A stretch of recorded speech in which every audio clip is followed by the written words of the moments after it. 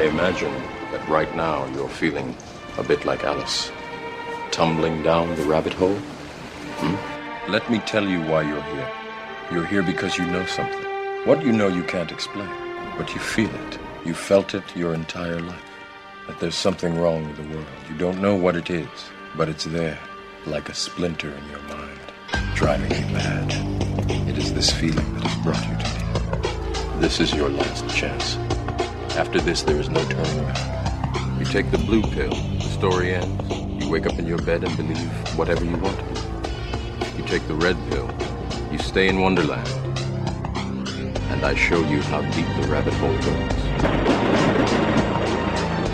All I'm offering is the truth, nothing more. For we are opposed around the world by a monolithic and ruthless conspiracy that relies primarily on covert means for expanding its sphere of influence, on infiltration instead of invasion, on subversion instead of elections, on intimidation instead of free choice, on guerrillas by night instead of armies by day.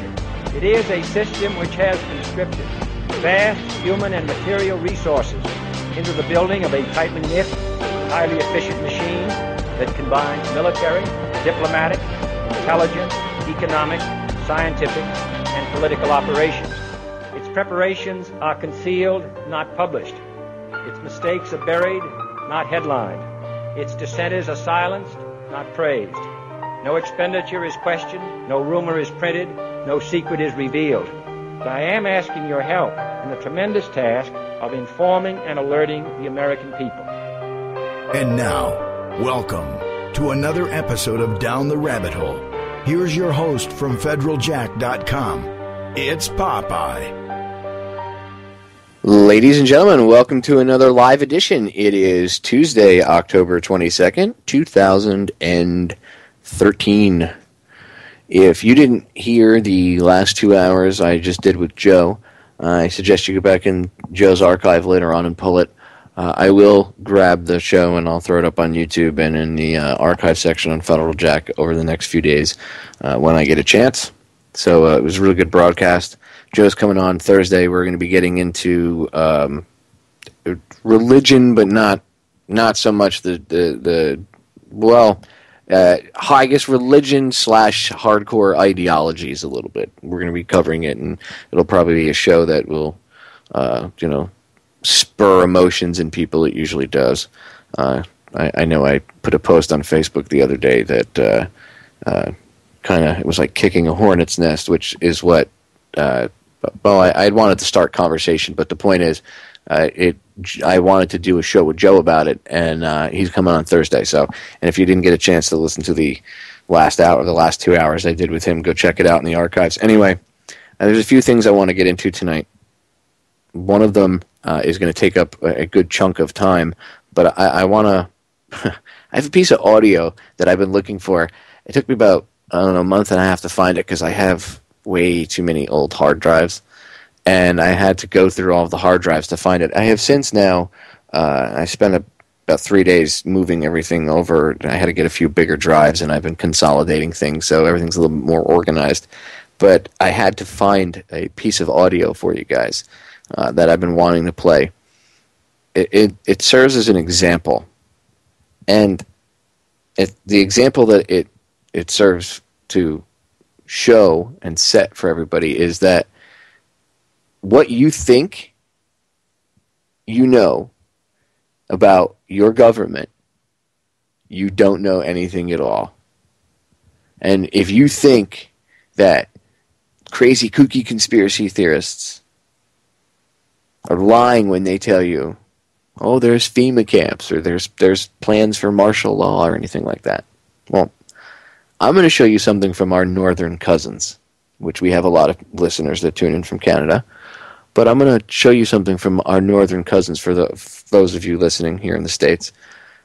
Our cousins to the north that we often say, oh, they're much nicer than we are, right? The reason I wanted to use this is because it shows you that if they were doing this, and this was a while ago, can you imagine what Canada is doing now and what the United States is doing? Because Canada takes its cues from us and from England. So if they were doing this, what were we doing? Get my point? And it's a little history lesson back in time. So I for the Canadians anyway who don't know this, and I've been wanting to find this piece of audio and I couldn't find it. It was I guess you could say a documentary, about a 40-minute documentary aired by the CBC, and this was I guess at least 2 years, 2.5, maybe even 3 years ago. There's a listener / activist who lives up in Canada. I've known for a few years. She's actually her name's Kristen. She's actually one of the people responsible for pushing me to do radio. She was one of the people that pushed me to start doing my own radio show years and years ago. Anyway, she used to record stuff for me that I couldn't get down here in the States, and she would send it to me via Skype. She would digitally record it and send it to me. So she sent me this documentary on a Canadian program called PROFUNC. And I had no idea what it was. And she said, "Have you ever heard of this?" She said, "I just found out about this and it blew my mind." And, she looked into it more, and it's just the stuff that she started to uncover, she was blown away by. And I started looking a little bit further into it myself, and I was just, I guess, shocked, because I always, this is, I guess, maybe an American myth or whatever, but, you're always told, our cousins to the north, the Canadians, they're so much better behaved, you know what I mean? They're more, I don't want to say laid back, but they're a little bit more relaxed. You Americans are more apt to get, in brawls. We're the unruly Southern cousin that it's fun to go get drunk with and hang out with, during the summer or whatever. And it's amazing, because over the course of, I would say, well, at least, since 9/11, definitely, but I would say the past about 6 years, the past 6 years, 7 years, there's been this huge amping up and ramping up of even the Canadians the police up there acting just like the cops down here. And perhaps it was a systemic problem much longer. It's just getting more light, just like it is here. But it's getting out of control here too. So you can see it's ramping up there. Anyway, this program, PROFUNC, goes back to the Cold War era, and it was running for about 30 years, from the 50s to the 80s. So if they were doing this back then, if they were doing this kind of stuff from the 50s, all the way back then, monitoring people, writing lists, the audio you're going to hear is kind of, it'll blow you away, especially if you think that this stuff's not possible. It's just another example. It's not, it's not it's not a radio show host with a bullhorn jumping up and down on a desk, screaming and yelling at the top of his lungs about FEMA camps and martial law here in the States. And you can go, "Oh, well, that guy, look at his behavior." No. This is the CBC admitting that there was a Canadian program, I guess you could call it, called PROFUNC. And in case of martial law or whatever, they would go around rounding people up. Well, if they were doing it in the 50s, you don't think they have a modern-day version of it, especially after 9/11? Just because it was ended in the 80s doesn't mean anything.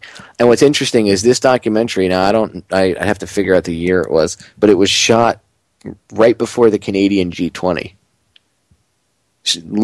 I would say I would maybe within a few months, because they mention it in here. They mention the G20. They say, with the upcoming G20 in Canada, blah, blah, blah, blah, blah, blah. So this was before what we now know and what we've seen at the G20, right? The martial law scenario. They were attacking people. I've interviewed Dan Dix, the guy who made a great film called Into the Fire, if I remember correctly. Great film. Yeah, Dan's a great activist. They arrested a guy. He wasn't even doing anything. Wasn't even a protester. He had one leg, and they threw him in a cell, and they took his leg from him, and they abused him. He didn't even do anything wrong. He wasn't even a protester. But hey, you were in the wrong place at the wrong time. So guess what? You get treated like a piece of cattle. That ought to show you that there's no discernment. It's indiscriminate. So that maybe there's a bigger agenda at work, huh? People should pay attention to that. Anyway, this documentary was filmed and aired, or put together and aired right before the Canadian G20. And then we all saw how the Canadian G20 turned out. That like I said, that turned out to be a mess. So keep that in mind when you're listening to this and I play the audio. But it's real. And I know it's kind of scary. I know, oh my God, really? The government would do that? Yes, the government would do that. But if you know the government, let's call it the bully. If the bully is going to come beat you up or, has planned to do something bad, if you expose the bully to everybody, then the bully doesn't really have any power because now the bully is shown for what the bully is, just a bully. And then people lose respect and everything else. And that's what we need to do with the government on a bigger scale. We need to expose this type of thing. That way it can't be, because this type of activity can't be allowed to just go unchallenged and unchecked and at least not talked about at the very least. I'm willing to bet there's a ton of people that don't even know what PROFUNC is. Never heard of it. You'll hear in the documentary, the guy that was, there was a guy that was, he was an attorney general in one of the provinces, and he was on the list, getting watched by the RCMP, the Royal Canadian Mounted Police. Wow! The whole time, all the while, he was in this position of government. He was being watched before that, and then when he got in a position of government, he was being watched still. So it goes to show you that it's not just crazy, kooky conspiracy theorists that should be worried about this stuff. It's everybody. I mean, if you say something out loud in a store, because now they have, see something, say something here in the States. Say you say something in the store that somebody considers to be crazy or radical. You're standing online talking to your wife, or you're standing online talking to your husband, and you turn around and you say something like, you see an article or something because they have the newspapers right there by the checkout. You say something, and you say something like, "Oh, I don't know, this damn government can't get their stuff together with Obamacare. President's a jerk off, whatever," something to that effect, right? Say someone in line hears you and they take offense to that, and they go, "Okay, see something, say something." This happens all the time, okay? So then, they call the authorities and they make up a story about you and you get rounded up. Happened in Nazi Germany, happened in Soviet Russia. It'll happen here. The system will be abused. Not only by the people that are in the system doing the abusing, right, the oppressors, but there will be people out in the everyday life that will abuse it. I mean, every time that they've ever done, even when we invaded Iraq, and we set up our little martial law system, half the people, you can go ask the prison guards at Abu Ghraib or any of these other prisons over there. Ask them, not the ones that are idiots, not the ones that try to act tough, but which is only like a very small percentage. Most of them, ask anybody that really served any time there. Ask them, who were the people that you guys rounded up? Half the people that were rounded up were people that were turned in by their neighbors or stuff because the neighbor had like a personal a vendetta against them. It could have been years before the invasion, but they took advantage of the situation. So you're going to have that too. And this type of activity, lists people's names on it for rounding them up and stuff, well, that's ripe for misuse and abuse. But, that's what happens when you want to be tyrannical. So obviously it goes to show you that this isn't about protecting you from the boogeyman. It has nothing to do with your personal safety when they want to lock you up. I mean, you're the terrorist in their eyes. Get it? Got it? Good. All right. So, I want to get into PROFUNC. And the reason I'm going to play this is because, it'll take us back in time, educate some Canadians that tune in about what really went on in their history, and hopefully they'll research it and educate other people. But not only that, it serves as an example that if Canada, again, was doing this from the 50s to the 80s, what do you think the United States and the UK were doing and other countries were doing? But, we affect Canada. Remember, they take a lot of their cues from us in the UK. So what were we doing here in the States? What are we doing today? That's even scarier. What are we doing today? I'm not trying to frighten you or make you look over your shoulder, but we need. This is, it's natural human instinct to want to be wary of things like this, right? Well, you need to know about it. You need to know about the dangers. I'm not going to give you some fictitious danger and tell you Bin Laden's hiding in your toilet or in your closet and that he's the terrorist, because he's not wearing an Armani suit. The real terrorists wear Armani suits.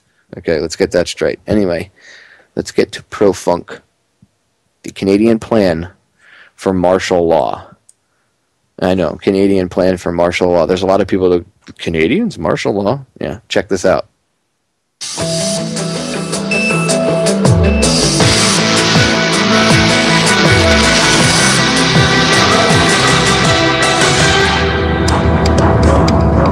Out of the past, a secret plan to lock up thousands of Canadians whose crime was their support for radical ideas. From the Fifth Estate and Radio-Canada, revelations about a program so draconian it even shocked a politician supposedly in charge of it. I'm just appalled to hear that. I just can't believe that had any government authorization behind it. We're just after 12:30, and I'm your host today, Stefan Christoph.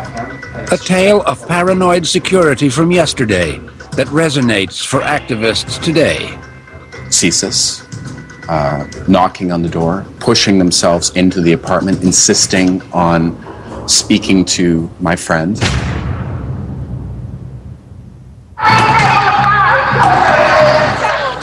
This is the public face of national security. A public show of force. The power of the state deployed to maintain public order, calculated to impress and, if necessary, frighten. But this is mostly theater. Today and throughout history, the real security is going on unseen and frequently unsupervised. Police, open the door! And when it goes too far, as we will see tonight, it can be exponentially more frightening than any public spectacle. Good evening and welcome to the Fifth Estate. I'm Lyndon McIntyre. Our story tonight is about the work of national security you hardly ever hear of, let alone see paraded ostentatiously in the street.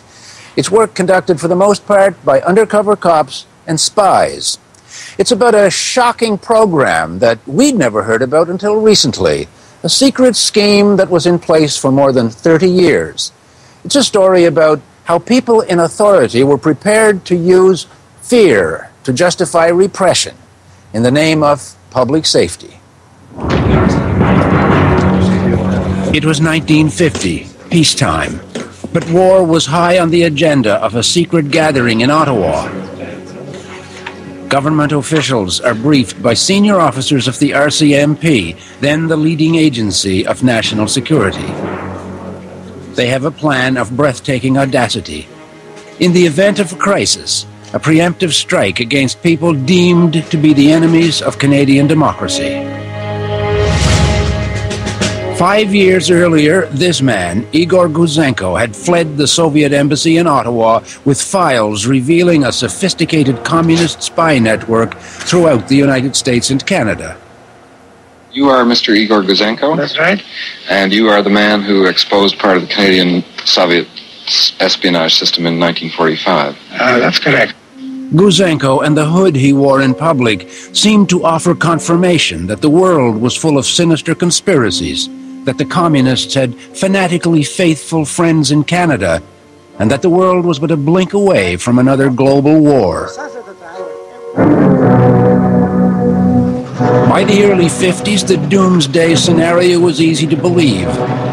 The outbreak of war in Korea looked like a rehearsal for World War III, which would be a war between democracy and Soviet dictatorship, a war with the potential to annihilate the human race. The communists were elusive and hard to find, and the Canadians were given the task of chasing after them. The prospect of a war that could be fought with nuclear weapons gave renewed legitimacy to espionage. Well, there was a very great fear of the war between the Cold War becoming a hot war again. You know, it was very intense. Robert Kaplan, who would one day become Canada's Solicitor General, officially the Minister of Spies, came of age in the Cold War era. The atmosphere was so different in those days. You know, the public was scared of a communist threat. Fear can generate extreme reactions, An American politician named Joseph McCarthy shrewdly demonstrated in the early 50s that the fear of communists had huge political potential. Another general who protects communists is not fit to wear that uniform, General. Question is, have you ever been a member of the Communist Party? The American public for years would tolerate the public persecution of people tainted with the accusation that they were communists or soft on communism. I remember in my high school back in the early 50s, we'd come to school and we'd sit in our classroom and listen to the McCarthy hearings on the radio.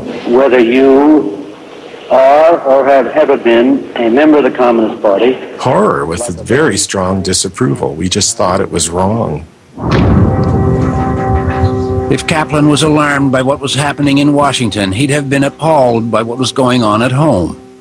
In August 1950, it would turn out that Canadians were no less vulnerable to fear. As Canadians nervously observed the unfolding public witch hunt in the U.S., the government of Canada approved a secret and potentially more menacing assault on civil liberties. The plan was called PROFUNC, targeting prominent functionaries in groups believed to be pro-Soviet. It was a strategy of breathtaking ambition, the targeting across the land of people with communist affiliations, sympathies, even family connections. And it was approved in its broadest outlines by the Government of Canada.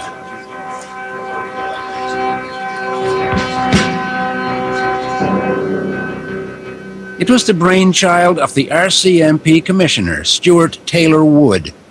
He'd led the National Police Force for 13 tough years, from 1938 through World War II till the spring of 1951. He had a not surprising interest in national security and a preoccupation with identifying and, if necessary, neutralizing spies. This is a letter to the Minister of Justice in February 1950.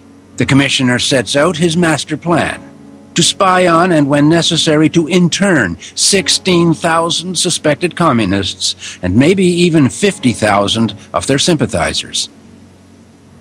Internment. It's a word with a lot of nasty baggage, most of it derived from excesses in distant places: South Africa, Siberia, the ghettos of Eastern Europe. Canada has its own dark history of internments: Ukrainians, Italians, Japanese, Canadians, in the early 40s, communists. But PROFUNC was unique in Canada, not just for its scale, but for targeting Canadians for political beliefs that were legal. To this day, the lists of potential internees compiled by the RCMP remain a secret. But we now know that it didn't take much to get on the list of targets: party membership, family connections, associations that suggested sympathy for Marxist doctrine qualified thousands of Canadians for indefinite incarceration. And from documents we've seen, we can for the first time identify the types of people that the Mounties had in mind. The best part is, and you'll hear them say this later, that the reason that they can't have access to the files now and who was on what lists to be rounded up, it's national security. Really. I thought it was only in case of a communist threat. No, you can't know who we were going to round up. It's national security. How is it national security? I thought the program ended in the 80s. Robert Mendel Laxer made no secret of his politics. He was a communist, a full-time organizer for the Labour Progressive Political Party, a legal entity in Canada. He lived with his wife and 3 young children on a quiet, dead-end street in a working-class Toronto neighborhood. Growing up, the son of a committed communist wasn't always easy. James Laxer, Robert Laxer's son.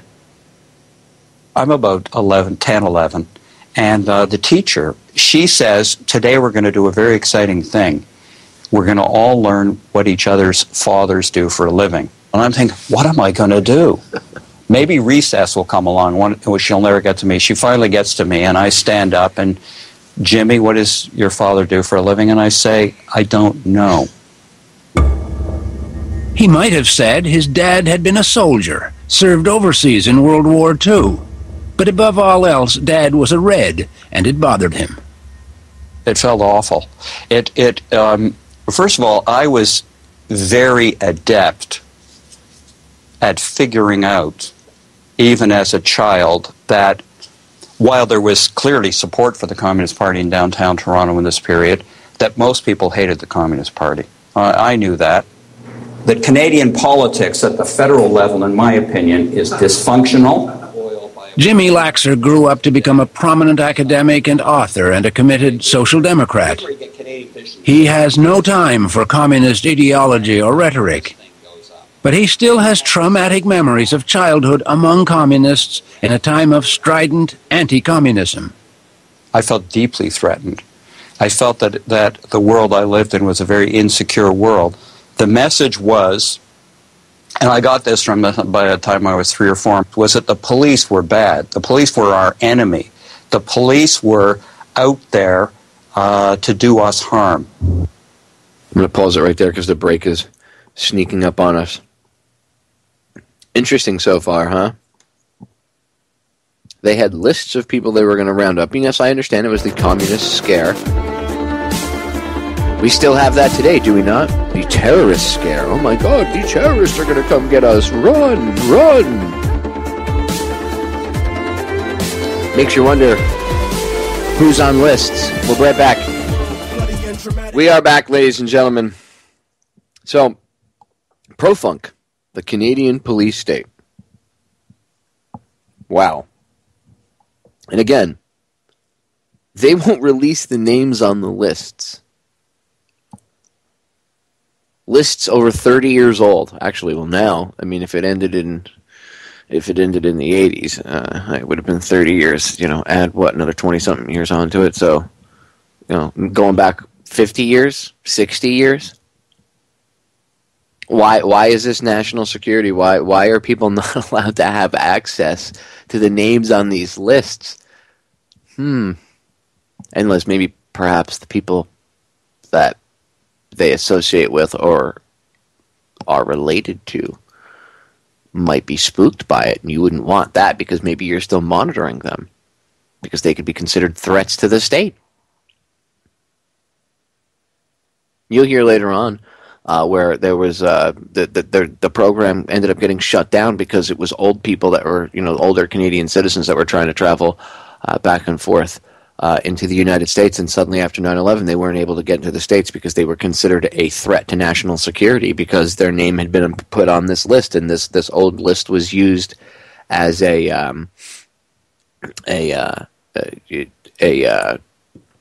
what do you call it?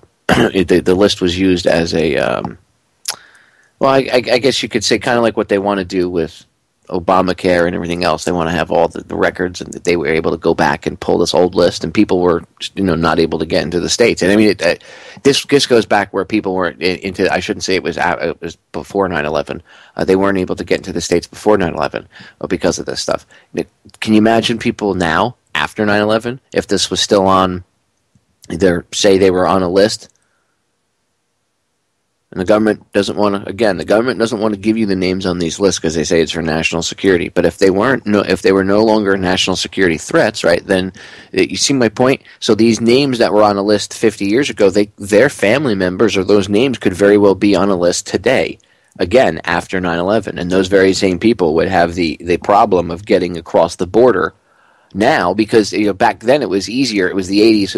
You didn't have the atmosphere of fear that the atmosphere of fear was different, I should say. There was an atmosphere of fear, but the atmosphere of fear was different. Now we have to have checkpoints and everything else. I'm willing to bet these people would not be able to get across the border now. And there are probably people, Canadian citizens, that are affected by being on these lists.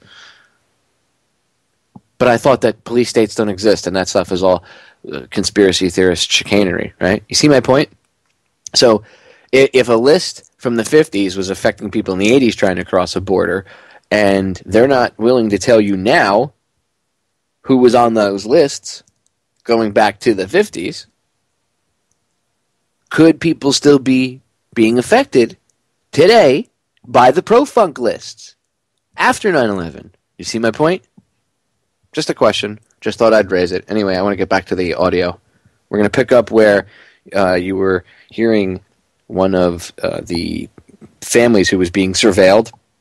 One of the children, they interviewed him, and this guy, he had no clue about the PROFUNC program. In fact, he didn't like the fact that his father was a lefty, or red, I guess you would say. He didn't like the fact that he was a hardcore red and commie back then. So he was not very proud of it. And I guess growing up, you have that disdain for things that your views that your parents had or things that your parents said. And he comes to find out that their thoughts about them being surveilled and everything else were 110% accurate. The parents were right to say to the kids, "Oh, we're probably being surveilled and we're probably being watched, or we're probably on a list to be rounded up." He thought that was just talk of I don't want to say conspiracy theorists, but talk of paranoia. Because his parents were activists and Reds or whatever, right? Well, yeah, wasn't really paranoia, I guess, was it? Here we go. In fact, the police were never far away, something that his parents would have realized intuitively.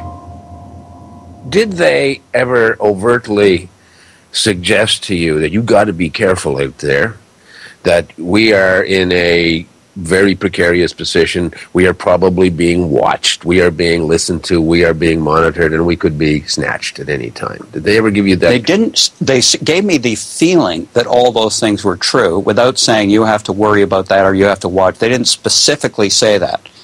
But the message was very powerful. When we come back, a message more sinister than his parents realized. This shocks the hell out of me. To hear that this was actually in place. I didn't know that.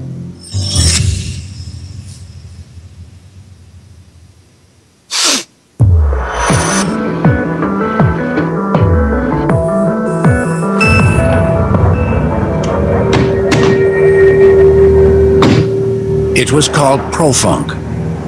The targets prominent functionaries of groups with communist affiliations. This is what would happen all across the country in the event of international hostilities.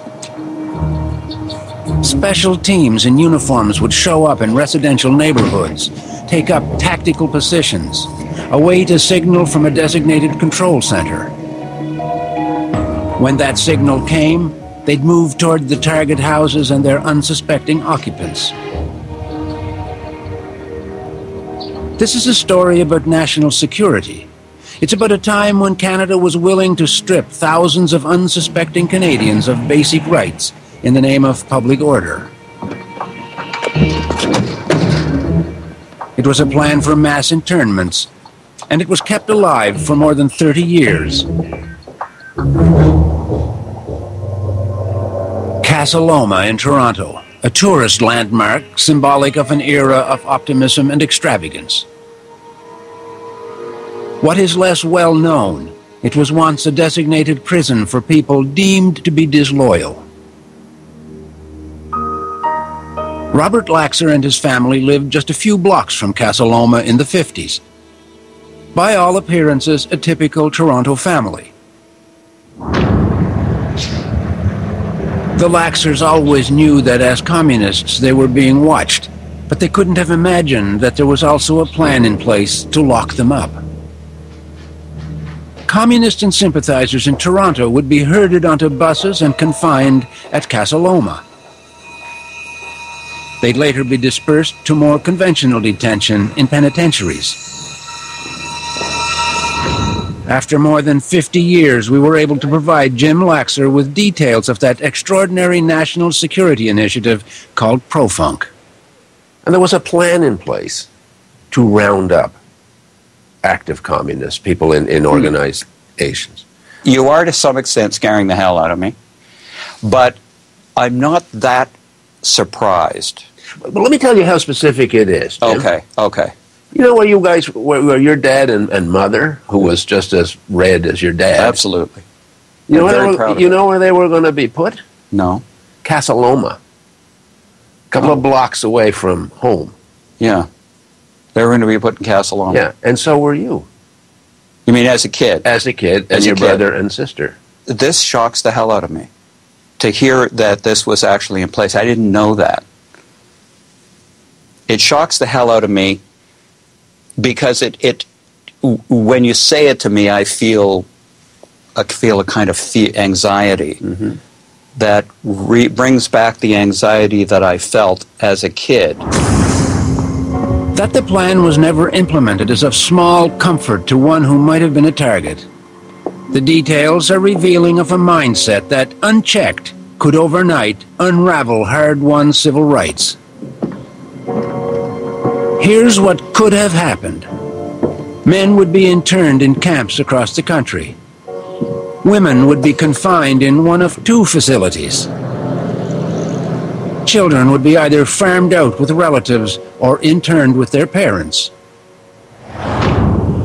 The bland numbers represented people, catalogued and filed and with bureaucratic diligence updated by the RCMP Security Service for decades.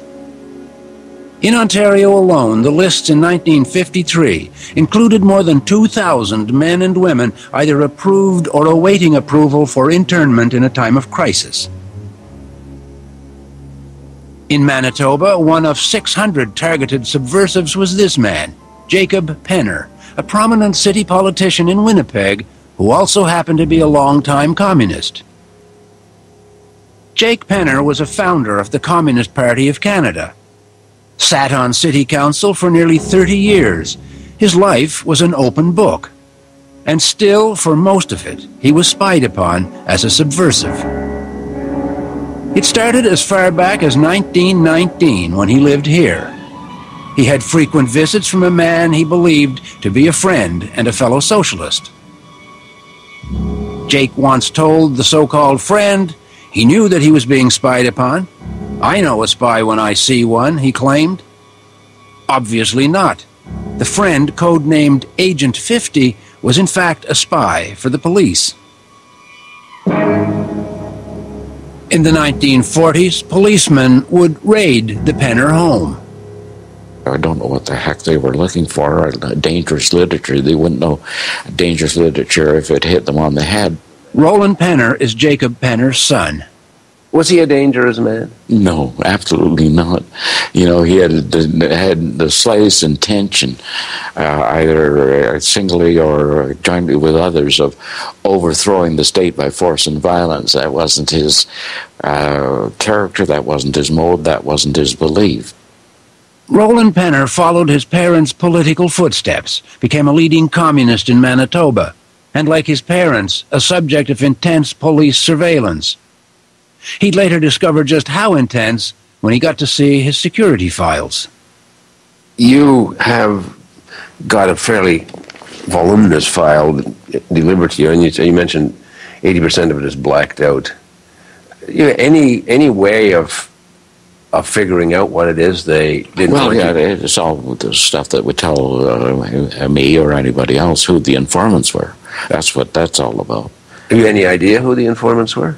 I have some ideas, none that I can state here publicly because they're only impressions, inferences. In the dossier, is there any reference to something called PROFUNC, P-R-O-F-U-N-C? I don't even know what that means. So we told him, based on documents we've been able to access. In the event of a perceived national emergency, there would have been a call to police detachments all across the country. It would signal the beginning of what they called M-Day, PROFUNC Mobilization Day, the beginning of a massive roundup of political activists. Attention all detachments. Attention all detachments. This is a level 1 emergency. Immediate red PROFUNC at 0600 hours, June 2nd. Repeat. Immediate red PROFUNC at 0600 hours, June 2nd. Police commanders had secret briefings to prepare for M-Day. At each detachment, sealed envelopes, procedures to be followed, and the names of people to be picked up and detained. The orders were impressive for their bureaucratic detail. We now know those secret envelopes were thick with forms they blandly called C-215s, arrest documents called apprehension orders, precise details on specific targets, their ages, photographs, physical descriptions, information about their cars and their houses, with particular attention to potential exits for escape. There were obviously thousands of them. Among them, this C-215 document authorizing the arrest of Jacob Penner, an elected city councilor in Winnipeg for 27 years. There was a separate order for his wife, Rose Penner. When we come back, questions about how far the long arm of PROFUNC extended.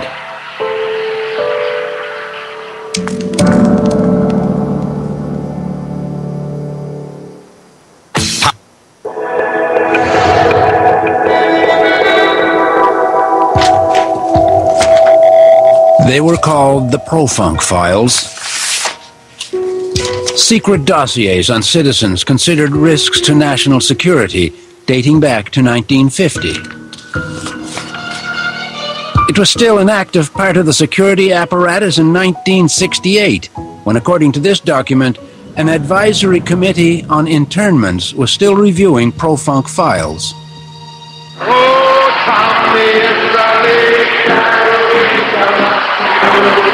Files that may well have included one of the most influential politicians in the history of Canada. In a Medicare program, inadequate health services for every man, woman, and child, irrespective of their income, their age, or their physical condition. Tommy Douglas, former Premier of Saskatchewan, the father of public health care, and eventually this. The greatest Canadian as decided by you is... Tommy Douglas! But as a tireless advocate for social reform, Douglas was a likely target for a different kind of recognition. Security surveillance. What the Mounties might have learned, we can't confirm. Nearly 25 years after his death, much of his security file remains off-limits. Jerusalem. What is available confirms that the Mounties spied on Tommy Douglas for more than 30 years, with particular attention to connections to the peace movement and the Communist Party. Was he one of thousands of Canadians who were deemed worthy of internment in the event of international hostilities? We may never know for sure. The present-day security establishment is insisting that most of Tommy Douglas' files remain secret indefinitely. Secrecy, they say, is intrinsic to security matters.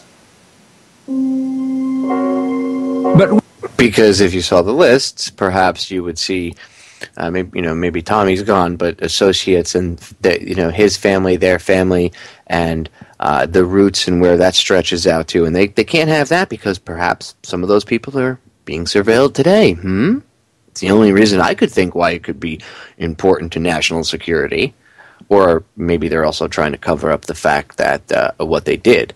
But I think it's more than just covering up what they did in the past. I think it's still ongoing today. We've been able to come up with one tantalizing document, an intelligence report based on a 1954 newspaper story with this handwritten reference, C-215.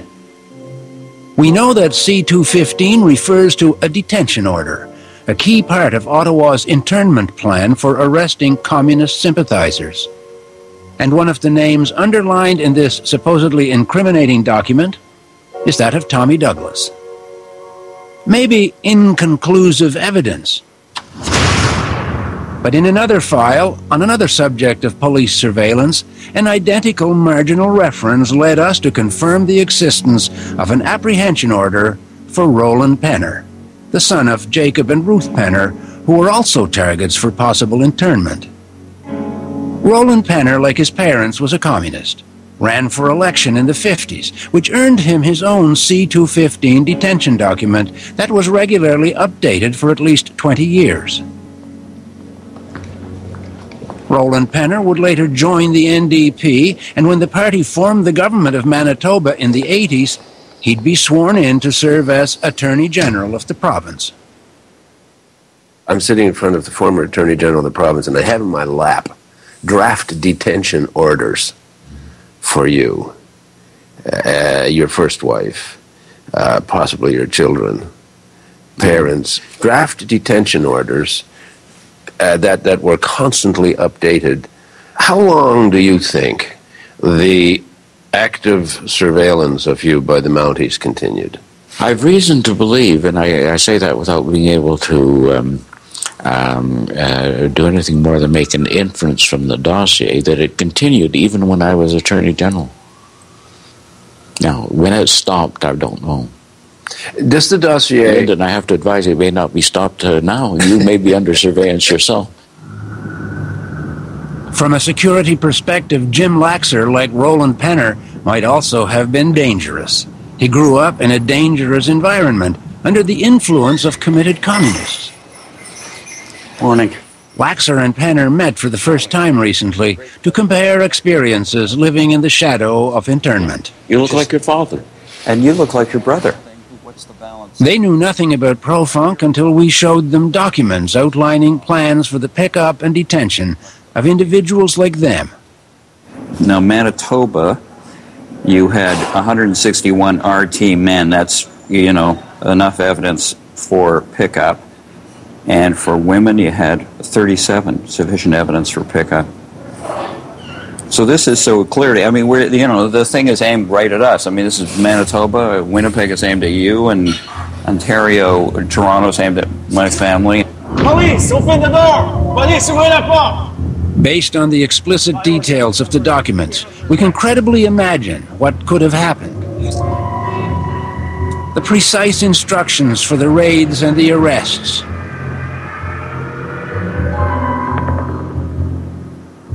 What is truly shocking is how much we learn from the particulars of how prospective internees would be treated.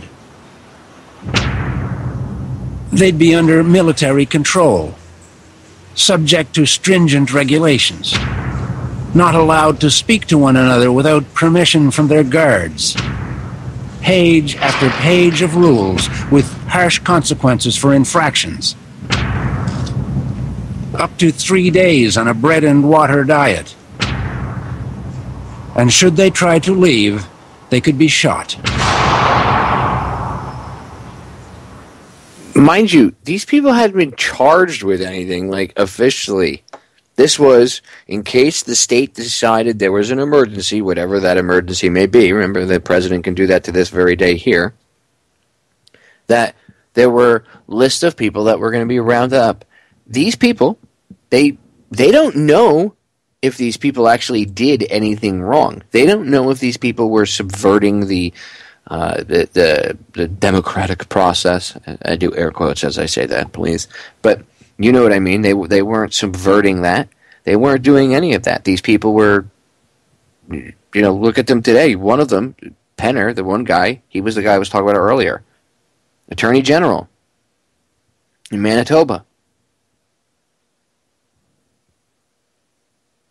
People really, really need to think that this, or realize that this is not a TV show or some kooky YouTube video. This is the CBC admitting, Canadian Broadcasting Network over there, that they're admitting that this is real.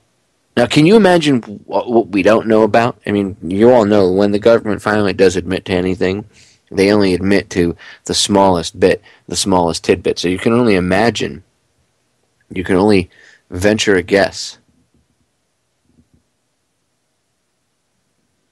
And what's even more messed up is the fact of how they were going to treat these people. Again, they hadn't been charged officially with anything. Were they in a court system? Did they have due process? Was there any of that? No.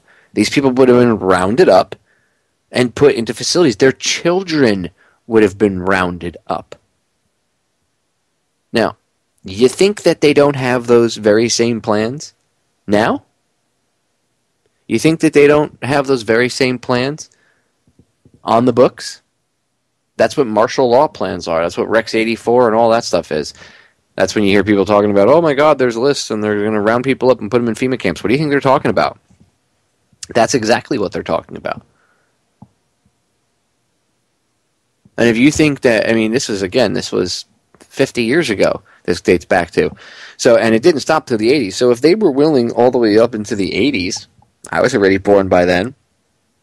I was already a kid growing up. So they didn't stop this till the 80s. And they were still going to treat the people the same way. What's to say that 20-some-odd years later, they're not using the same guidelines for things that they would do now in the war on terror? Because now it's not communism. It's not a communist. An ism and an ist. No, it's terrorism. And terrorists. Get it? Just a different ism and a different ist. Same fear propaganda. Same type of roundup orders. Just a different ism and a different ist. Get it? Getting tired of being controlled yet? Getting tired of being manipulated yet? I know I am. That's why I can see through this stuff, because I'm not.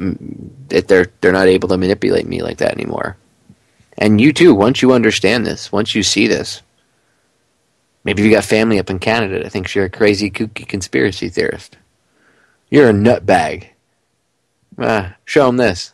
Let them hear this broadcast, or just go. I'm sure you can find it on YouTube in pieces. Maybe I'll put it up on the Federal Jack server, I think, and post it. But because I think if I put it up on YouTube, I'll just get a copyright strike from the CBC, if I remember correctly, because I used to have it up. But if you can find it, find it. It's called PROFUNC, Enemy of the State, or I think it's called Enemy of the State PROFUNC, if I remember correctly. There's still like another 20-something minutes of it that I'm going to play next hour for you guys, so don't go anywhere. But if you want to see the documentary, I think it's up there. Like I said, I used to have it on YouTube on multiple channels, but I know on at least one of them I got a copyright strike on it, so. But that really doesn't, I mean, copyright strikes on YouTube, but those things get used like Kleenex, so anyway. Top of the hour sneaking up on us. When we get back, we'll pick it back up, finish off the rest of the audio from Enemy of the State PROFUNC. Or as I call it, PROFUNC, the Canadian Plan for Martial Law. And again, if they had this 50 years ago, what do you think they have today? Alright, ladies and gentlemen, stay tuned. We will be back in a few short minutes. We'll pick it up right where we're leaving off, so don't go anywhere. Ladies and gentlemen, we are back with hour number 2 here on tonight's live edition of Down the Rabbit Hole. I'm your host, Popeye from FederalJack.com. It is October 22nd, 2013. Tonight I am discussing PROFUNC. It's you can actually see a documentary on the CBC about it called Enemy of the State, or Enemies of the State PROFUNC. But if you can also, you'll hear the rest of it tonight, but you can probably find it on YouTube. I don't know if it's there or not. I'm gonna try to post it up on Federal Jack for everybody. It'll just be a lot easier to do it that way so everybody can hear it. But anyway, I want to finish the rest of this audio for you and squeeze in as much as I can here in this first segment of the second hour, and then I'll end up probably being required to fit in the last 5 or maybe 4 minutes or whatever in the other segment, and then I have something else that I put together that I want to play for you all. It's about 5 minutes, but it's inspirational, and it actually came from the ending of one of my radio shows I did about two and a half weeks ago, and I cut some of the audio out, and I made an inspirational about 5-minute piece. And I put it up on YouTube, and everybody seems to like it so far, so I want to play it for you all, but I'll get into that at the end of the hour. So anyway, I want to get back to PROFUNC, Enemies of the Canadian Police State. And I rewound it about 35 seconds so you can get the full context, because I had to pause. When we were coming up on the break, I paused it, and I was talking for a few minutes about the treatment of the Canadian citizens that they were rounding up, and what they were going to be put through and everything else. So I wanted to rewind it so you would get the full context of the conversation. So here we go. Based on the explicit details of the documents, we can credibly imagine what could have happened. The precise instructions for the raids and the arrests.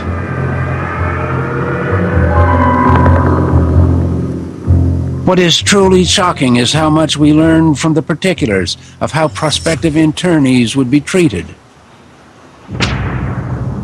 They'd be under military control, subject to stringent regulations, not allowed to speak to one another without permission from their guards. Page after page of rules with harsh consequences for infractions. Up to 3 days on a bread and water diet. And should they try to leave, they could be shot.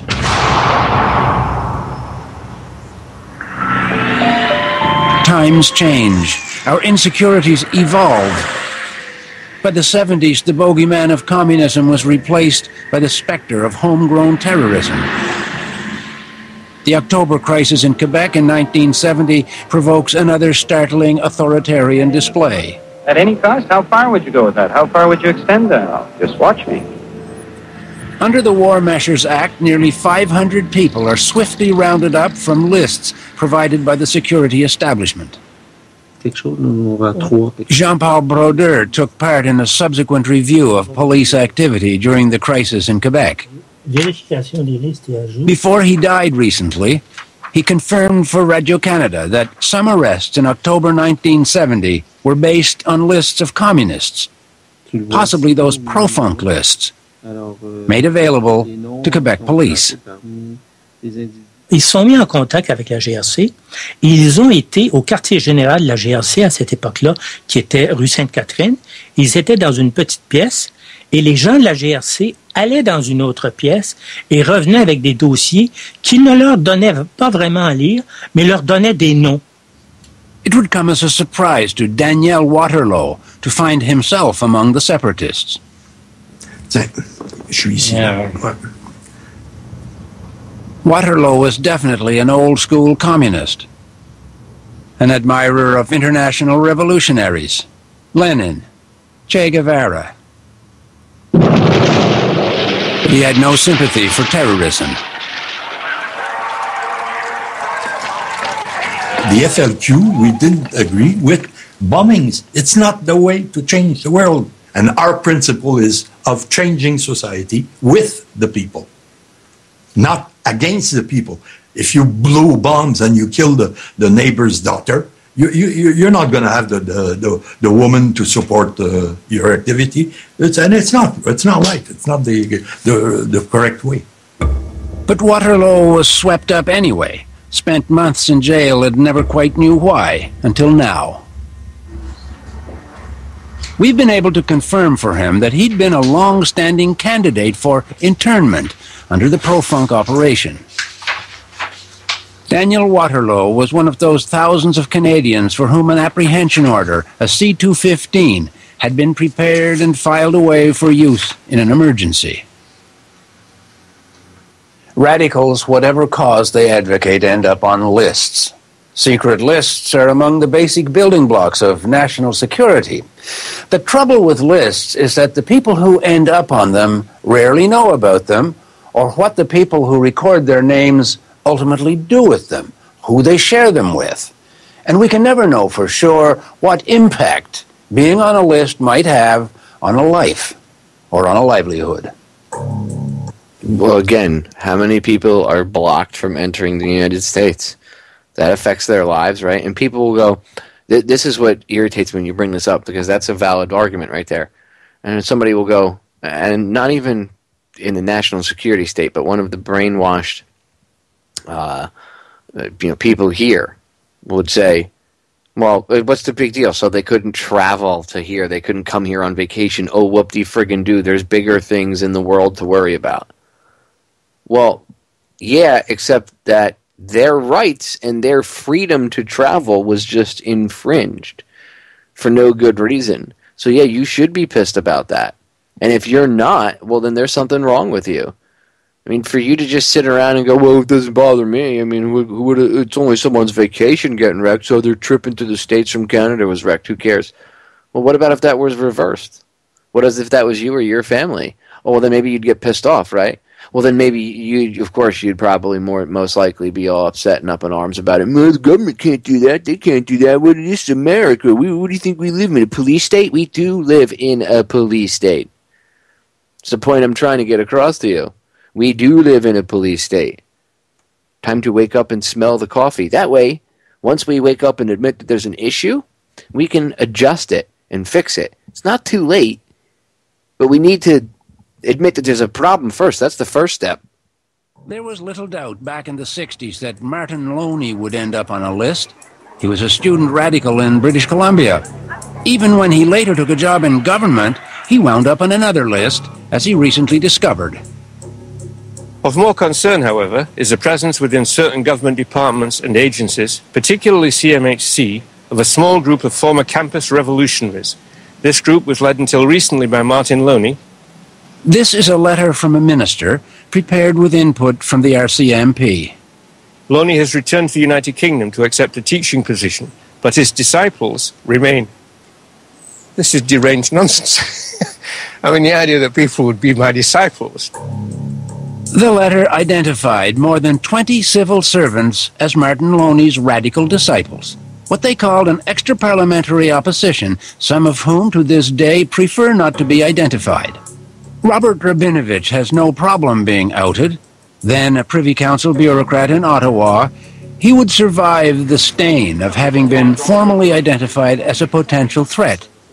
But he still has no idea how he got that designation in the first place. Who was Martin Loney? I never met him. I've never had any contact with Martin Loney. I knew of him.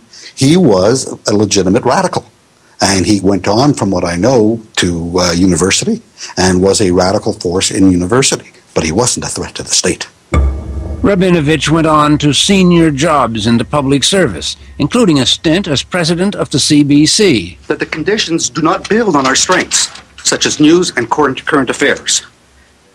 But even now he finds it sobering to think about the potential impact of an unsubstantiated allegation.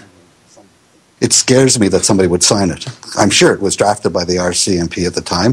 It scares me that a minister would sign it. It is one thing for the state, through its agencies, to look into people who may be a threat to the state. It's another thing to understand the difference between a threat to the state and legitimate disagreement. When we come back, new times, new threats, new targets.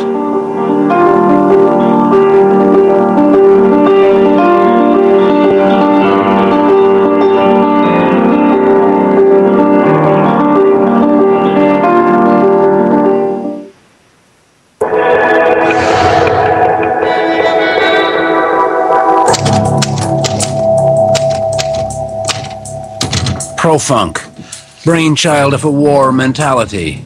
Initiated in 1950, it was a plan for a massive roundup of left-wing radicals in the name of national security.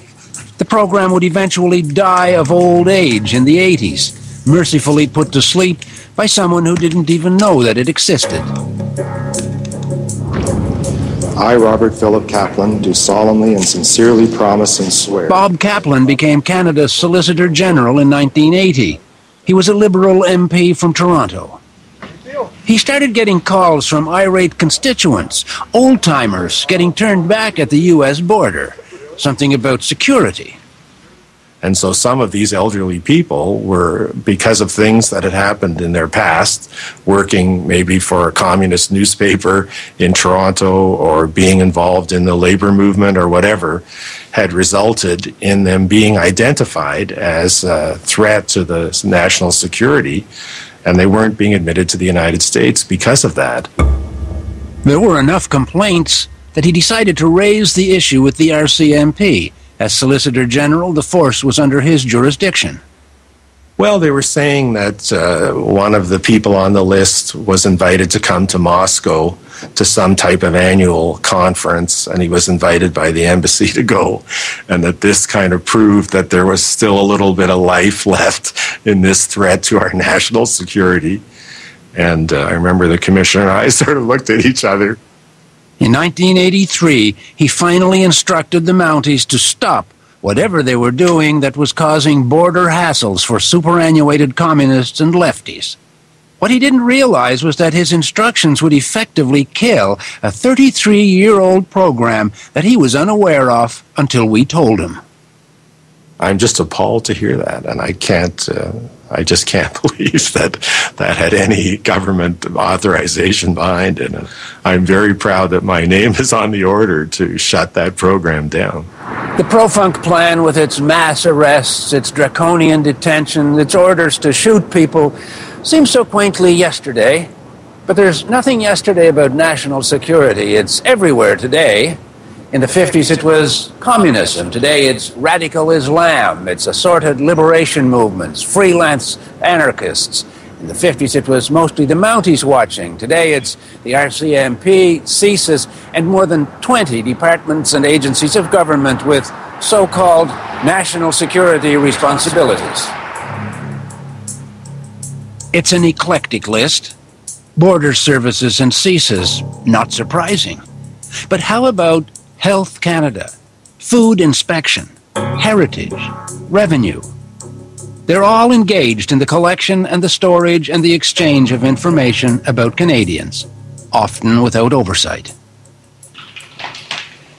Ian Ferrier, a musician and poet who lives in Montreal, got a recent glimpse of how the system works. It began earlier this year with a knock on his front door. The visitor was from CSIS, the Canadian Security Intelligence Service. I asked him, why are you here? And that's when he said he was asking about my friend Stefan. Stefan Christoph. Yeah. Stefan Christoph is 29 years old, but he's part of a tradition as old as the idealism that has always motivated radicals. He writes for alternative media, does research for assorted clients. He shows up at demonstrations. He's a veteran of street politics. They are basically denying the right for people to move freely across national borders. He supports a wide range of causes very publicly. Voices must be heard! That's the whole point of dissent, being seen and being heard, and being fearless. He says police hit him with a steel baton. So why would CSIS have to spy on him? I think that the majority of people in Canada do not agree with a government-funded agency spying on Canadian citizens who are involved in democratic activity, period.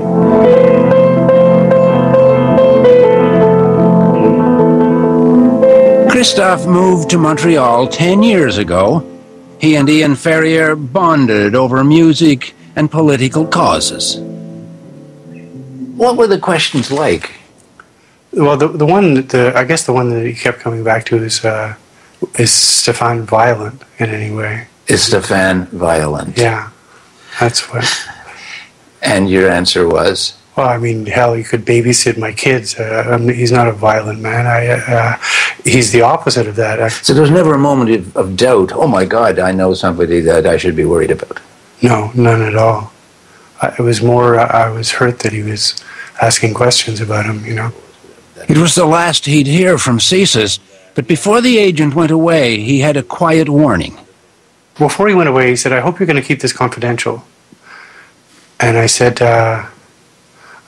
you should have told me that before we had this conversation, because then we wouldn't have had the conversation, And I'm about to phone my friend Stefan, and are they bugging his phone? It was completely unacceptable what they did. It's something that irks you deeply. When they mention details about your life, intimate details, I think it's quite grotesque, to be honest. CKUT 90.3 FM, this is World Skip the Beat. It's just after noon. He would learn that CSIS called on 7 of his friends. Most felt threatened. All but one felt too vulnerable to talk to us about the visits. On the record, CSIS will always say that you're not obliged to speak to CSIS. But when the agents are in practice, they force themselves, not in a physical way, but you can do a lot of forcing through the tone of your words and your demeanor. And I think they're very well trained in that. Could this have been the reason for the interest in Christoph? The G20, the economic summit of world leaders in Toronto in late June. This would be one show that Stefan Christoph wasn't going to miss, a rare opportunity for dissent on a global platform. The visits to his friends, the indiscreet inquiries, could have been designed to send a message. We'll be watching you. CSIS has declined to clarify. So CSIS would say, what's your problem? We're just asking questions. Reporters ask questions, you ask questions, you've taken a side in a debate, and we have questions. So? There are many sides to political debate, but a secret government spy agency shouldn't be a legitimate side to that political debate. I want to live in a society where we discuss issues openly, publicly, right? It makes you angry. And when they start intervening in a way that, you would imagine happened in another era, or it seems like it's from a spy novel. The best spy stories are the ones we never hear about. Nothing happened. People spied upon our most often none the wiser. But as a boy, Jim Laxer always felt his family was being watched. In time, he forgot about it. Nothing happened. Times changed. Now he knows about the PROFUNC operation and finds himself reliving juvenile anxieties, seeking answers to questions that he couldn't even have articulated more than 50 years ago. What should we, when we put all those things together, how should we regard what's going on around us now? I think we got to regard it with very real concern. And I think what we have to do is to try to deconstruct this kind of surveillance state that's being put into place. He has asked the RCMP, the CIA, and Canada's National Archives for access to files collected in the years of spying on his family. Chances are he'll be in for a long wait. PROFUNC was a 33-year program that monitored tens of thousands of unsuspecting Canadians at unimaginable cost. Officially, it never happened. If you suspect that you or a member of your family might have been a target for detention or even a person of interest under the PROFUNC plan, you can go to our website for information on how to proceed. Or you can go directly to the RCMP, CSIS, or the Canadian Archives with a formal request for access to files. A caution: don't hold your breath while waiting for results.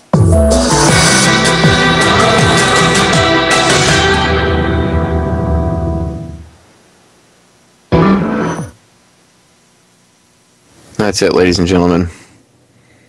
Now, do you think that if they did this in the past, do you think that if they did it in the past, they're not doing it right now? Do you not think that they're watching? Do you not think that they're compiling lists? They just admitted the last, 10 minutes of the broadcast, that all these newer agencies, these federal agencies now all over the place, have lists upon lists. The United States, what do we have here? No fly lists, watch lists. I mean, I'm sure there's lists we don't even know about that people are on. And there will be people that say, well, that they're just keeping us safe. There has to be those lists. Dude, you're on one of those lists too, Have you ever sneezed in the wrong direction or said something that might have been taken the wrong way? Have you ever pissed anybody off? Have you ever been in the system? You got a parking ticket? You're probably on a list. No, they don't do that. Yeah, they do that. They want to catalog and try to... if you look at it like... They look at us like cattle, the powers that shouldn't be. And right now, we're out of control. We're not easy to to keep in rank and file, and people step outside the boundaries. They eat too much, do things they're not supposed to, use too much energy. Now, of course, I'm being a little facetious when I say use too much energy or eat too much, but that's what the powers that shouldn't be think, right? It's a method of control.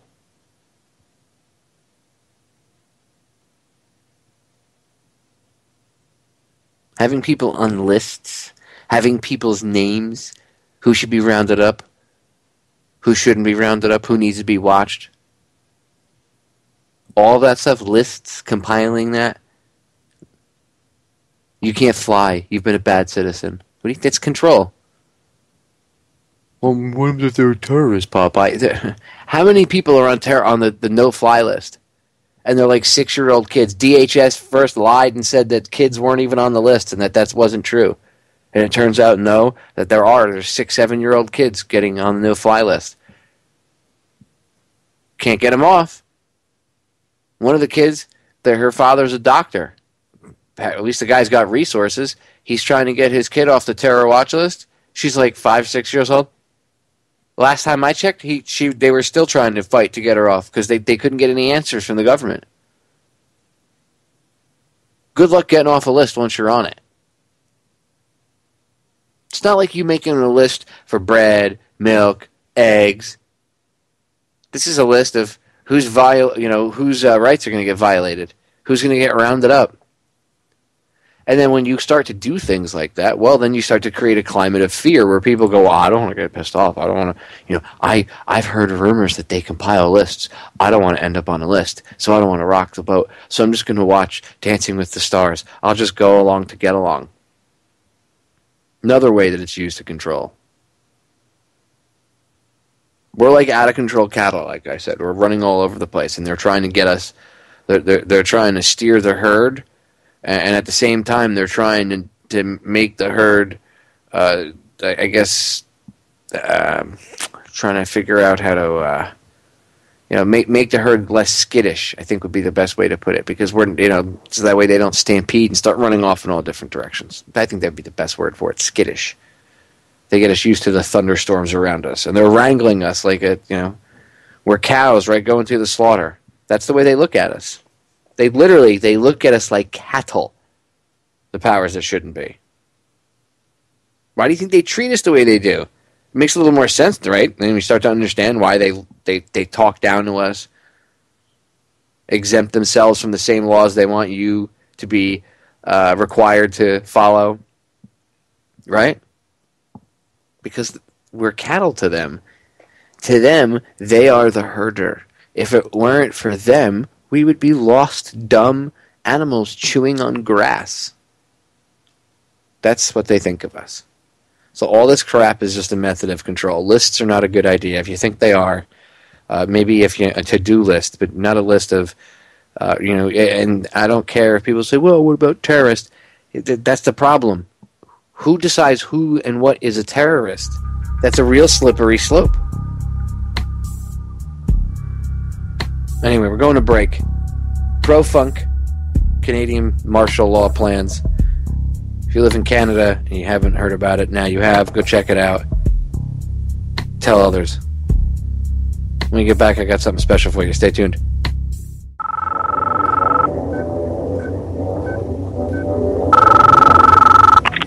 I know you're out there. I can feel you now. I know that you're afraid.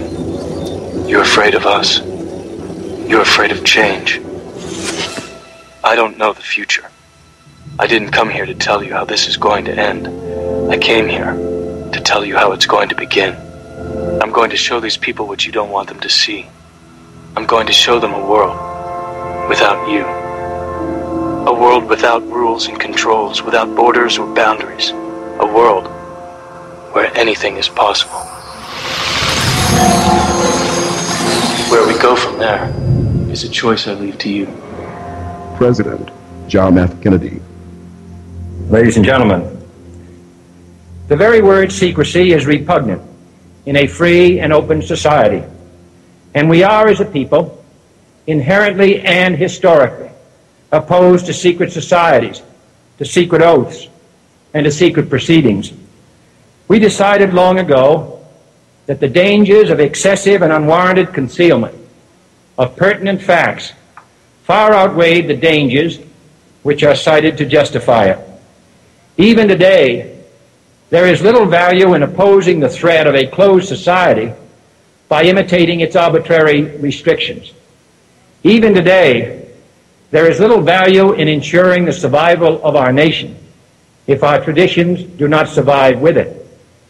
And there is very grave danger that an announced need for increased security will be seized upon by those anxious to expand its meaning to the very limits of official censorship and concealment.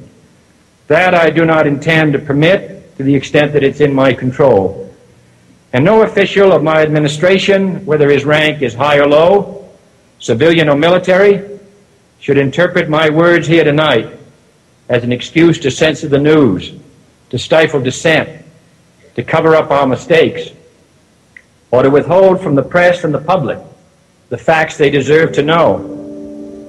For we are opposed around the world by a monolithic and ruthless conspiracy that relies primarily on covert means for expanding its sphere of influence, on infiltration instead of invasion, on subversion instead of elections, on intimidation instead of free choice, on guerrillas by night instead of armies by day.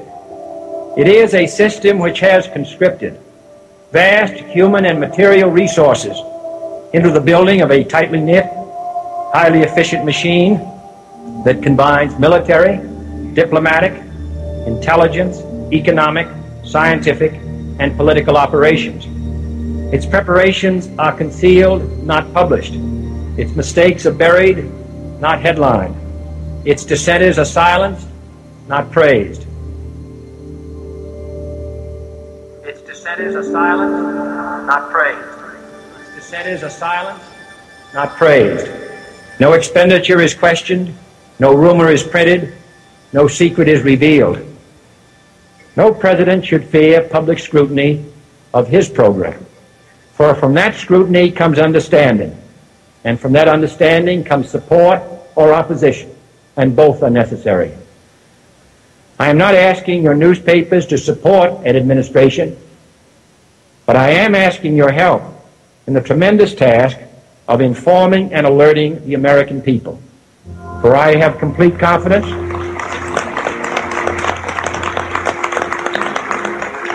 in the response and dedication of our citizens whenever they are fully informed.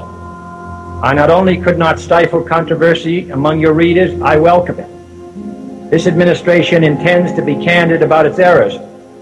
For as a wise man once said, an error doesn't become a mistake until you refuse to correct it. We intend to accept full responsibility for our errors, and we expect you to point them out when we miss them. Without debate, without criticism, no administration and no country can succeed, and no republic can survive. That is why the Athenian lawmaker Solon decreed it a crime for any citizen to shrink from controversy. And that is why our press was protected by the First Amendment, the only business in America specifically protected by the Constitution, not primarily to amuse and entertain, not to emphasize the trivial and the sentimental, not to simply give the public what it wants, but to inform, to arouse, to reflect, to state our dangers and our opportunities, to indicate our crises and our choices, to lead, mold, educate, and sometimes even anger public opinion. This means greater coverage and analysis of international news, for it is no longer far away and foreign, but close at hand and local. It means greater attention to improved understanding of the news, as well as improved transmission. And it means, finally, that government at all levels must meet its obligation to provide you with the fullest possible information outside the narrowest limits of national security. And so it is to the printing press, to the recorder of man's deeds, the keeper of his conscience, the courier of his news, that we look for strength and assistance, confident that with your help, man will be what he was born to be, free and independent. Either we heal as a team, or we're going to crumble. Inch by inch, play by play, till we're finished. We're in hell right now, gentlemen, believe me. And we can stay here, get the shit kicked out of us, or we can fight our way back into the light. We can climb out of hell. 1 inch at a time. You know, when you get old in life, things get taken from you. I mean, that's part of life. But you only learn that when you start losing stuff. You find out life's this game of inches. So is football. Because in either game, life or football, the margin for error is so small. I mean, 1/2 a step too late or too early, and you don't quite make it. 1/2 second too slow, too fast, you don't quite catch it. The inches we need are everywhere around us. Hell yeah. They're in every break of the game, every minute, every second. On this team, we fight for that inch. On this team, we tear ourselves and everyone else around us to pieces for that inch. We claw fingernails for that inch. Because we know when we add up all those inches, that's going to make the fucking difference between winning and losing. Between living and dying. I'll tell you this, in any fight, it's the guy who's willing to die who's going to win that inch. And I know if I'm going to have any life anymore, it's because I'm still willing to fight and die for that inch. Because that's what living is. There's 6 inches in front of your face. Now I can't make you do it. You gotta look at the guy next to you. Look into his eyes. Now I think you're gonna see a guy who will go that inch with you. You're going to see a guy who will sacrifice himself for this team because he knows when it comes down to it, you're going to do the same for him. That's a team. And either we heal now as a team, or we will die as individuals. Ideas are bulletproof. That's right, ideas are bulletproof, ladies and gentlemen. It's one of my favorite inspirational montages that I've put together for you guys, and I've played that over the course of time. But the other day, I was inspired, and I wanted to make another one. And I'm actually working on a newer, modified version of this one that I just played. But I have something else that I worked on, and I titled it. I actually uploaded it to all my different YouTube channels, and it's up on Federal Jack. It's titled "Think Outside the Box," and this is a little inspirational piece that I worked on. It's about 5 minutes long, but I think you guys will enjoy it. It's got a pretty cool beat behind it, and it's if you listen to the show often, you'll probably recognize it as my ending speech, whatever you want to say, from one of my broadcasts about 2 weeks ago, and I cut some pieces out because it was just what I was talking about was inspirational, and after the show I had wanted to actually just cut that snippet out and make it a shorter video, and then the perfectionist in me was like, no, you can't just do that. If you're going to do it, you got to clean it up, get rid of if there was a space of like 2 or 3 seconds or pause or whatever, clean anything up, put a beat behind it. And I decided to actually cut it out and spaced it out a little differently, put a pretty cool beat behind it. And I like it. It's inspirational, and I think you will too. I suggest go watch the video too, because the images in the video go right along with what I'm talking about in the audio, but the audio gets the point across. So here you go. This is Think Outside the Box.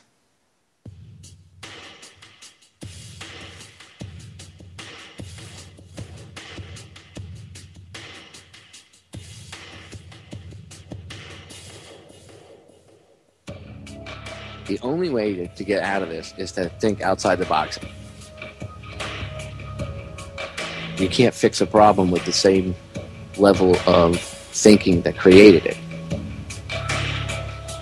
Everything presented to you is always presented to you as if you're in a box.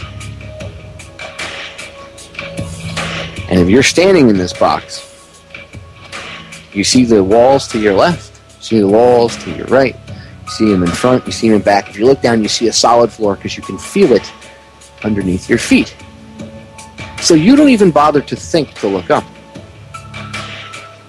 And the powers that shouldn't be, growing up and through our whole lives, make sure they push that into our face. And they push and they push and they push and they push and they push. And they remind us of their propaganda on a daily basis. You have no power. You have no power. Don't look up. Look to the sides and look down. Don't look up. There's no point. If you look up, you'll only realize how close the ceiling is to you, and you'll feel claustrophobic. So just look straight ahead, or around you, or down. Fear, fear, fear, fear, fear, fear, fear, fear, fear. You need us. You need us. Remember that. You need us.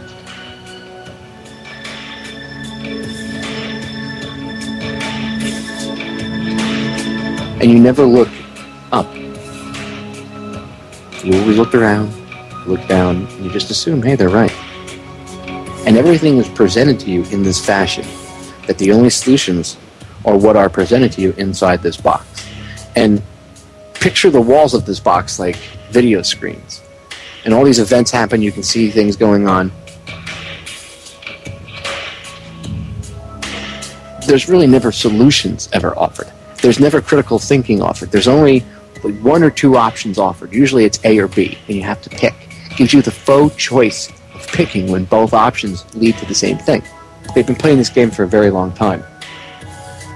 The way to beat it is to look up. When you look up, you'll realize there is no ceiling. Nothing but blue sky.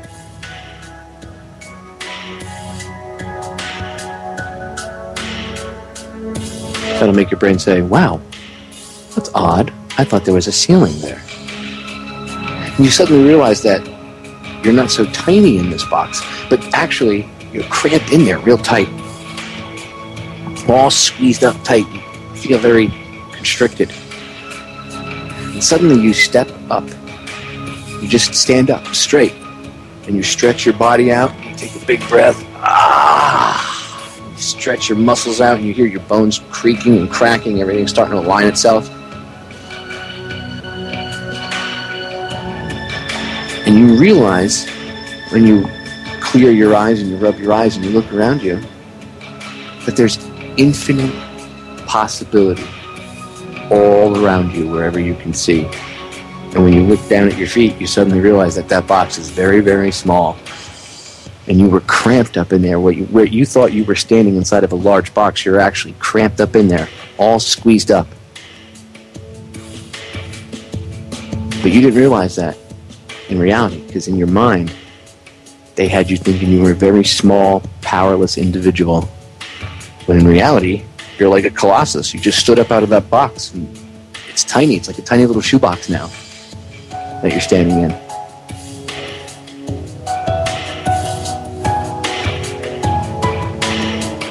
And then you step outside of that box and you start to look around you and you realize the infinite possibilities around you. And that's when you can actually start to achieve your true potential.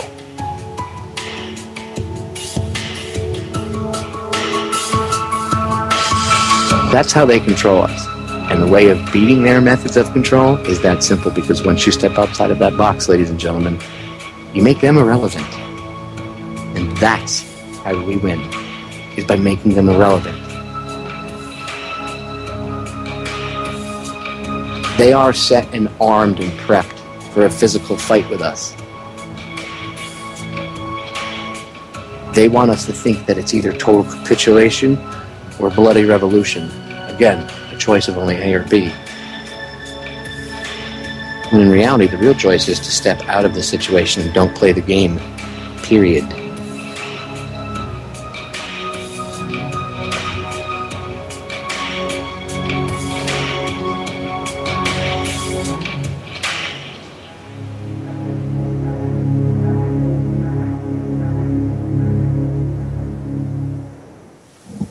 it's cooler when you can crank it a little louder.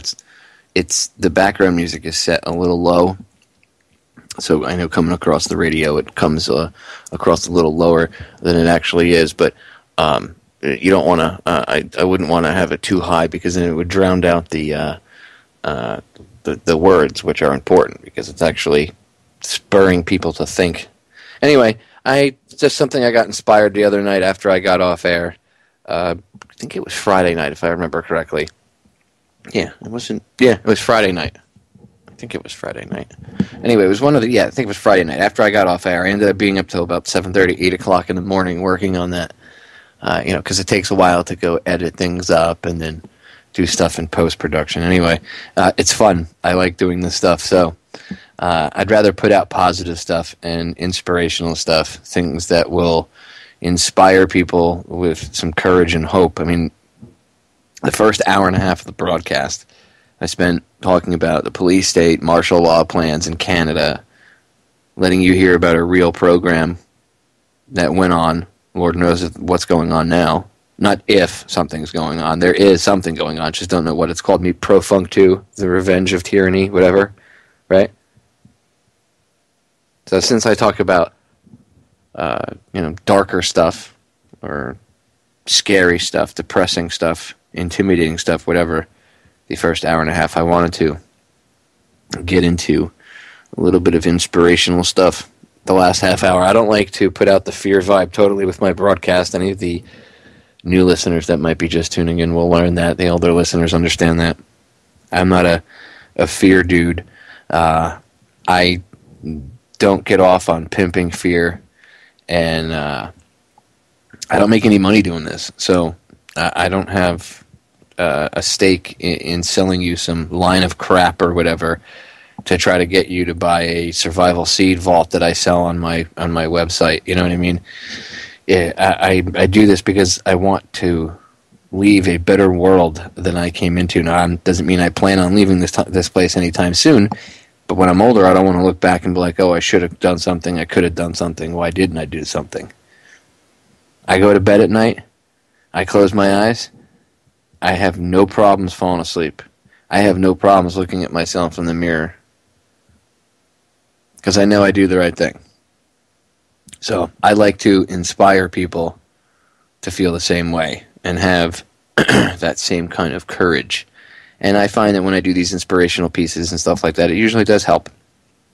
And having a radio broadcast certainly helps, being able to play them. I'm working on, like I said, a newer piece, but I don't like to. Back in the day, I used to kind of throw stuff together a little faster, and I've become very nitpicky / perfectionist over the years, and that actually has a lot to do with people that I've met along the way that have taught me a lot about audio editing and things like that. And now I've become quite the nitpicker when it comes to audio because I want it to sound good. You know, in my eyes, I know that this stuff is going to be around 20, 30 years from now, and if someone's listening to Bill Cooper stuff from 20 years ago, think about they're going to be listening to our broadcast 20, 30 years from now. And I don't want to have like the crappiest audio or be banging my mic around or anything like that. So yeah, I get a little picky like that. Anyway, I like to play inspirational stuff for you guys. Look, it's not so dark. I believe that there's a way to fix this. If I didn't believe it was, there was a way to fix this, I would tell you that. I would tell you we're screwed. Get your life rafts, we're out.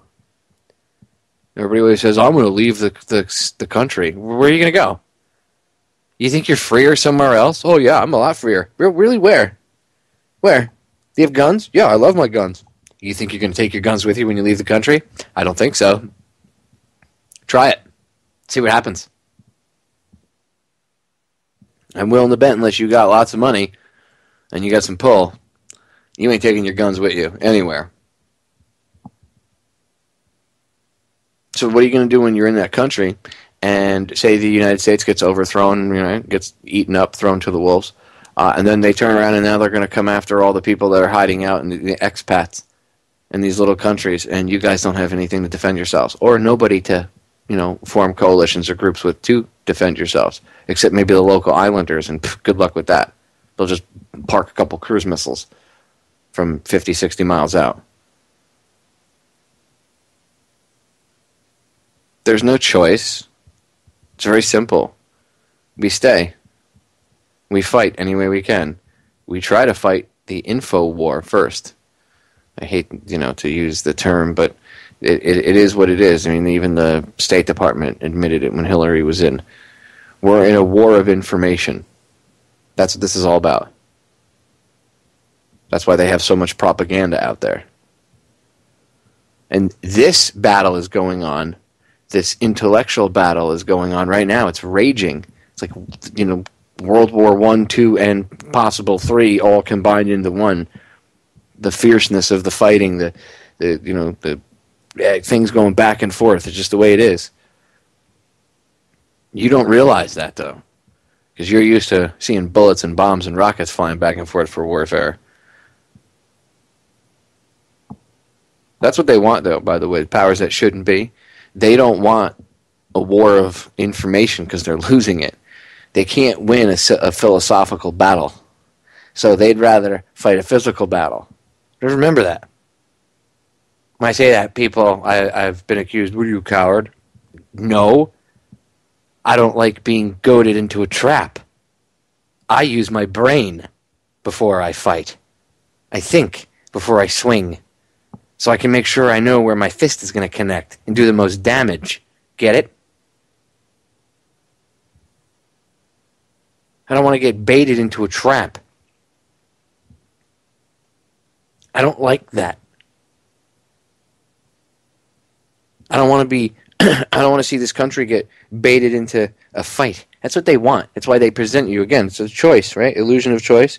Choice A, total tyranny. We watch everything you do. Choice B, go ahead, try to revolt. We have police state, FEMA camps, martial law, tanks. They don't have to openly say that. I mean, they have, but they don't have to openly say it. You can see it via their actions. So they give you this illusion of choice. I alluded to it in that piece, the faux choice of picking one or the other. How about we don't do A or B? How about there's more options than A or B? How about that? How about we don't have to have tyranny or bloody revolution? There's not that many of them. And if their little minions weren't willing to do what they wanted them to do, then they wouldn't really have any muscle. That's why it pays to sit down with the police and talk to them. If you know a cop or you know someone that works for the government, sit and talk to them.